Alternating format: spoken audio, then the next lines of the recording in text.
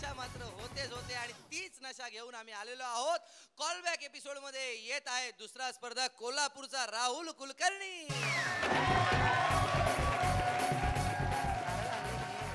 हा, ते मागच्या वेळी ज्यावेळी मला नारळ मिळाला होता त्याच्या आधीच काही दिवस मला मुलगा झाला होता. वा वा वा वा, जोरदार टाळ्या. वा वा. मग बायकोला म्हणालो की आता काही दिवसानंतर ओटी भरायचे अनेक प्रसंग येतील, त्याच्यासाठी उपयोगाला येईल. आणि परवाच ओटी भरायचा एक प्रसंग होता आणि त्याच्या बरोबर आदल्या दिवशी कॉलबॅकचा फोन आला. वा वा. नारळ परत घेऊन आलो. वा वा वा. म्हणजे खरं सांगू तुला, तुझ्या मुलाचा पायगुण बघ. निश्चित. हो की नाही? आता तो नारळ मला दे, मी कधी ओटी भरणार काय माहित. तुला शुभेच्छा मित्रा. थँक्यू.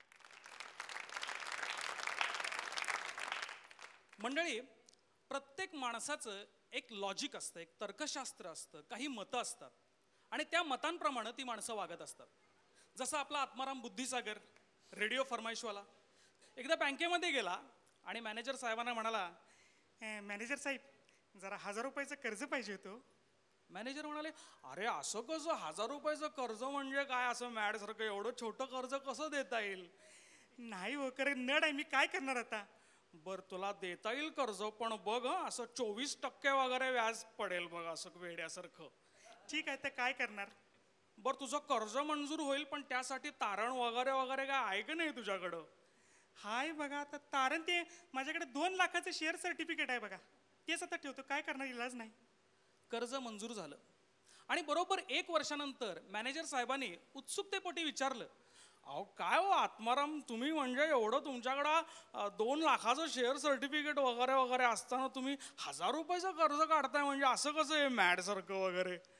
तर बुद्धिसागर म्हणाला, त्याचं काय माहिती आहे काय मॅनेजर साहेब, ते शेअर सर्टिफिकेट बँकेत ठेवायचं झालं तर लॉकरचं भाडं 1600 रुपये पडते मॅडसारखं, त्यापेक्षा 240 परवडते की शाण्यासारखे. अहो खूप अवलिया माणूस आहे. एकदा एका डॉक्टरांच्या घरी रात्री 1 वाजता गृहस्थानं फोन केला आणि म्हणतोय कसा, डॉक्टर साहेब तुम्ही बाहेर पेशंट तपासायला किती पैसे घेताय. डॉक्टर म्हणाले, हे बघा विथ अपॉइंटमेंट असेल तर मी 50 रुपये घेतो आणि अर्जन्सी असेल तर मी 75 रुपये घेईन बरं का. ठीक आहे डॉक्टर साहेब, आपल्याला वडगावला जायचं आहे. एक 10 किलोमीटर अंतरावरचं गाव. बरोबर 15 मिनिटानंतर डॉक्टरांच्या घरी हा गृहस्थ पोहोचला. डॉक्टर तयार वगैरे झाले होते. डॉक्टर निघायचं ना. डॉक्टर निघाले, त्यांना डॉक्टरांची बॅग घेतली, पाठीमागं बसला आणि एक अर्ध्या तासामध्ये तो डॉक्टरांच्या त्या वडगावमध्ये पोहोचला. डॉक्टरने विचारलं, बरं पेशंट कुठं आहे. पेशंट वगैरे काय नाही हो, मला वडगावला यायचं होतं, रिक्षावाला 100च्या खाली नाही म्हणतो राव, तुम्ही 75 म्हणलं, भारीच की, थँक्यू. जबरदस्त आहे यांचं तर्कशास्त्र. मला कळत नाही माणसं काय काय कशी विचार करतात. आमचा एक मित्र म्हणतोय, पेट्रोलचं दर किती पण वाढू देत, मला काय फरक पडत नाही. म्हटलं कसं काय, मी काय 50 रुपयाचंच टाकते. काय जबरदस्त लॉजिक आहे. आता लॉजिक किंवा मतं ही फक्त मोठ्या माणसांची असतात अशातला भाग नाही, लहान मुलांची सुद्धा स्वतंत्र मतं असतात. माझ्या काही मित्राचा मुलगा आहे पिंट्या, अत्यंत हट्टी. आईला म्हणाला, ए आई मला काहीतरी काम सांग की. अरे काही काम नाही आता. आई काहीतरी काम सांग की. अरे काम काम सांग की. बरं बाबा जा दुकानात जा आणि गुळ घेऊन ये. आई बाटली दे की. अरे गुळ आणायला बाटली कशाला लागते. आई बाटली दे की. अरे गुळ बाटली दे की. जा बाटली घेतली, गेला दुकानात, म्हणाला, दुकानदार या बाटलीतनं गुळ द्या की. अरे बाटलीतनं कधी गुळ घेतात का. दुकानदार बाटलीतनं गुळ द्या की. अरे बाटलीतनं गुळ घ्या. दुकानदार बाटलीतनं गुळ द्या की. हट्टी कार्ट हो. दुकानदार म्हणाला, अरे मूर्खा गप्प, गुळ असा मागतात का. हे बघ तुला मी शिकवतो गुळ कसा मागतात. समजा तू दुकानदार आहेस आणि मी गिराईक आहे, तर गुळ असा मागायचा, दुकानदार पावशेर गुळ द्या. आता तू काय म्हणशील, बाटली आणल्या काय. मताशी ठाम. म्हाताऱ्या माणसांचं लॉजिक त्याच्यापेक्षाही वेगळं असतं बरं का. एक कम्युनिस्ट नेते होते, आयुष्यभर कम्युनिस्ट राहिले, कम्युनिस्ट पक्षाशी एकनिष्ठ राहिले आणि 96व्या वर्षी ज्यावेळी मरणासन्न होते, म्हणजे आता काही तासात सगळा अवतार संपणार, त्यावेळी त्यांनी इच्छा व्यक्त केली, मला काँग्रेसमध्ये प्रवेश करायचा आहे. सगळ्यांना आश्चर्य वाटलं, अहो तुम्ही एवढे कम्युनिस्ट नेते आणि आत्ता काँग्रेसमध्ये प्रवेश करताय. ते म्हणाले, हे बघा माझं एक तत्व आहे, एक काँग्रेसवाला मेला तरी चालेल पण कम्युनिस्ट मरता कामा नाही.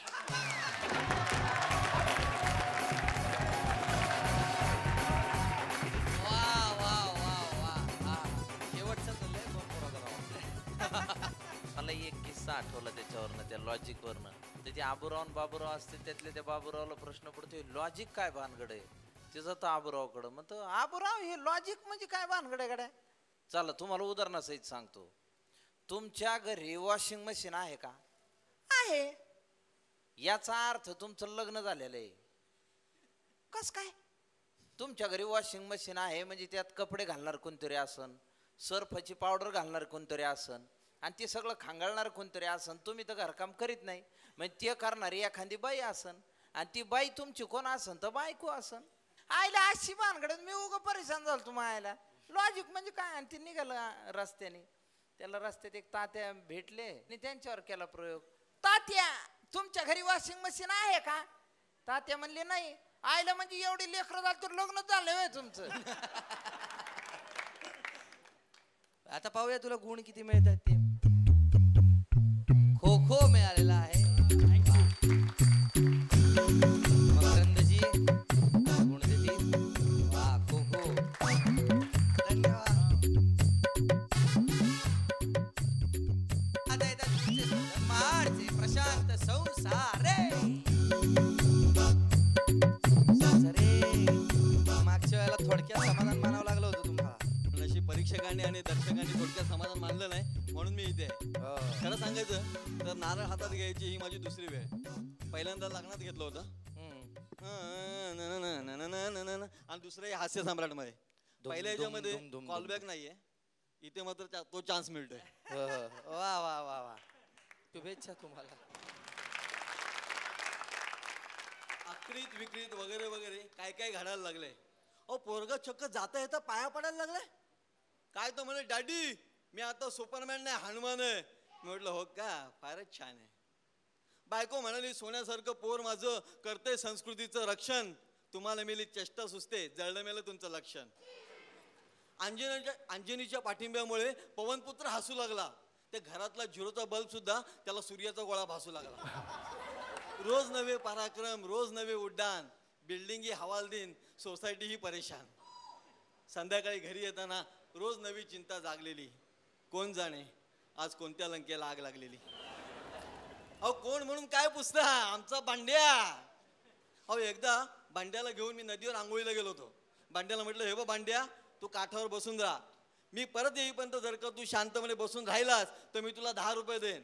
बांड्या मला चालेल पण तुम्ही परत नाही ना आलात तर मी आईकडनं 10 रुपये घेईन. मी म्हटलं आता बांड्याला शाळेत घालायची वेळ आलेली आहे. आजकाल मुलांना शाळेत घालतात, आमच्या वेळेला शाळेत टाकत असत. एकदा पहिलीत मुलाला टाकला की 10वी पर्यंत आई बाबांना माहीतच नसायचं पोरगा कितवीत आहे ते. शाळा म्हटली आणि मला माझ्या आयुष्यातले 3 प्रसंग आठवले. पहिला प्रसंग, पाहुण्यांबरोबर जेवायला बसलो होतो. त्या काळी पाहुणे शांतपणे जेवत नसत हा, तो काळच वेगळा होता. म्हणजे त्या काळी आम्ही किलबिल सुद्धा आवडीने बघायचो. मला म्हणाले पिंट्या सांग नेपोलियनचा जन्म कधी झाला. मी म्हटलं त्याची आई बाळण झाल्यावर. पाहुण्यांच्या घशात घास अडकला होता. प्रसंग क्रमांक 2, इंग्रजीत 6वीत असताना आम्हाला एक शिवाजी कोरोनेशन धडा होता. शिवाजी टीचर्स वॉज दादाजी कोंडे असं वाचण्याऐवजी शिवाजी टीचर्स वॉज दादा कोंडके असं वाचलं आणि सरांचा मरेस्तवर मार खाल्ला होता. कॉलेजमध्ये असताना मॅथ्स विषयामध्ये 0 मार्क्स मिळाले. मी सरांकडे गेलो, म्हटलं सर मला 0 मार्क्स का दिले. माझ्याकडे बघितलं, बोलले ह्याचा पेक्षा कमी मार्क मी देऊ शकत नाही. पूर्वी आम्हाला इंग्रजी जड वाटायचं, मराठी सोपं वाटायचं. आजकाल परिस्थिती एकदम उलटी आहे. म्हणजे आजकालच्या मुलांना इंग्रजी सोपं वाटतं, मराठी अवघड. आमच्या बांड्याची सहज आपली एक निबंधाची वही चालत होतो. पाऊस या विषयावरती निबंध लिहिला होता. मी गंमत म्हणून वाचली. पाऊस हा ऋतू मला खूप आवडतो. आमच्या शेजारी ऋतू राहते ती खूप छान दिसते. मी म्हटलं बांड्या अरे विषय काय, तू लिहिलंयस काय. बोला बाबा सगळं तुमच्याकडनं शिकलोय. मागच्या वेळेला तुम्हाला हास्य सम्राटमध्ये विषय दिला होता काय, तुम्ही बोललात काय. बांड्या पुढे काय बोलायची सोय नाही राहिली. काही बोललं की लगेच नारळ काढून दाखवतो. आणि नायगावकर सर म्हणतात नारळ जपून ठेवा, कशाला हो सर. काय बोलायची खोटी की लगेच नारळ. एक दिवशी आला म्हटलं बाबा मला सांगा 3 मुलं रांगेत बसलेली आहेत, मधल्या मुलाचं नाव आहे छोटू, तर पहिल्या आणि तिसऱ्या मुलाचं नाव काय? मी म्हटलं अरे असं कुठे काय असते काय? काय बाबा एवढं पण सांगता नाही येत. छोवन, छोटू, छोत्री. आमच्या शेजारी एक छोटू नावाचा मुलगा आहे, म्हणजे आमच्या मुलापेक्षा मोठा आहे. तर त्याला सरांनी लोकशाही या विषयावरती निबंध लिहून आला सांगितला. आता छोटूला लोकशाही काय माहीत नव्हतं. त्याने त्याच्या बाबांना विचारलं बाबा लोकशाही म्हणजे काय? तर त्याचे बाबा बोलले हे बघ आता मी पैसे कमवतो म्हणजे मी भांडवलदार, तुझी आई घर चालवते म्हणजे ती सरकार, आपली कामवाली काम करते म्हणजे ती कामगार, तुझा बारका भाऊ म्हणजे देशाची भावी पिढी आणि तू म्हणजे सर्वसामान्य नागरिक. रात्री छोटूला जाग आली, बघितलं तर त्याचा बारका भाऊ रडत होता. त्याने विचारलं का रे रडतोस? तो म्हणतो मला सुसूला जायचं आहे. म्हणून मग छोटू आईला उठवायला गेला. आई गाढ झोपेमध्ये. बाबांना शोधतोय तर बाबा मोलकणीच्या रूममध्ये. दुसऱ्या दिवशी सकाळी बाबांनी छोटूला विचारलं काय छोटू समजली का लोकशाही? म्हटलं हो बाबा, ज्या वेळेला भांडवलदार कामगारांचं शोषण करत असतात तेव्हा सरकार गाढ झोपेत असतं, देशाची भावी पिढी त्याच्या मूलभूत हक्कासाठी रडत असते आणि त्रास मात्र सर्वसामान्य नागरिकांना सहन करावा लागतो. धन्यवाद. आता मार्क्स किती मिळतात? मकरंद मार्क्स देणार आहे. खो खो नाही बघ 32शी. खसखस पर्यंत कोणी दिले? खसखस दिले खसखस पर्यंत कोणी दिले? आता नायगावकर साहेब देतील गुण. खो खो खो 32शी पर्यंत गुण दिलेले आहे. कॉलबॅक एपिसोड मध्ये आणखी 3 स्पर्धक बाकी आहेत, ते थोड्याच वेळात येतील तुमचं मनोरंजन करण्यासाठी. कुठे जाऊ नका, घेऊया एक छोटीशी हास्य विश्रांती.